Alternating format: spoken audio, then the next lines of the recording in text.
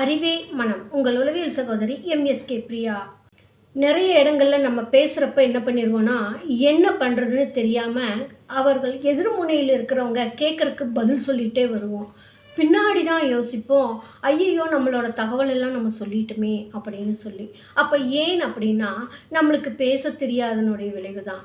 அப்போ நம்ம ஷார்ப்பாக தான் இருக்கோம், இதெல்லாம் சொல்லக்கூடாதுன்னு தான் நினைக்கிறோம். ஆனால் எப்படி சொன்னோன்னு தெரியல, எல்லாத்தையும் சொல்லிட்டோம் அப்படின்னு சொல்லி நம்மளே வருத்தப்படுத்திக்குவோம்.